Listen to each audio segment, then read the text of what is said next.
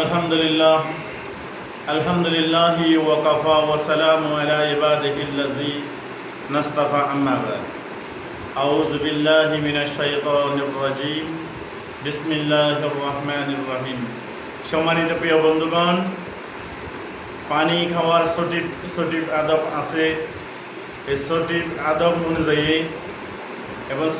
আদব অনুযায়ী যখন আপনি পানি পান করবেন, ওই পানিটা আপনার সুন্নত আদায় হবে। প্রতিটা সুন্নতের মধ্যে শেফা আছে, সুস্থতা আছে।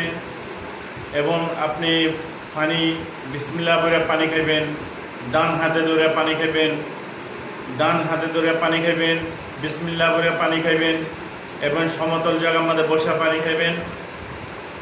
এরকম দেখে পানি খাইবেন, 3 ডুবে 3 ছয়সে পানি খাইবেন এবং দোয়া পড়ে পানি খাইবেন। ওয়াসাকাউ রব্বহুম শারাবান তাহুরা, এই দোয়াটা পাঠ করবেন।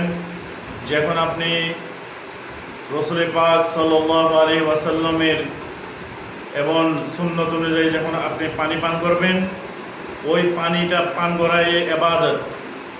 যখন আপনি পানিটা আল্লাহ তাআলার বিশেষ নিয়ামত পানি, বাংলায় বলে পানির নাম জীবন, আসলে পানির নাম জীবন।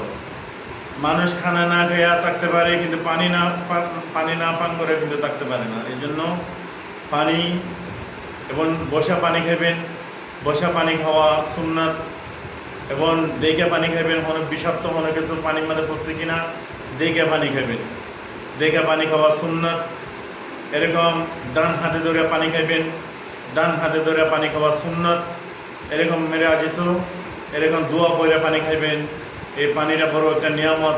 কালকে আমাদের মাঠে যদি আল্লাহ তাআলা পানি সম্পর্কে যদি হিসাব নেই, কই গ্লাস পানি খাইছেন, এই সম্পর্কে যদি আল্লাহ হিসাব নেই, তাহলে আল্লাহ তাআলাকে হিসাব দেওয়া আমার দ্বারা আপনার দ্বারা সম্ভব না।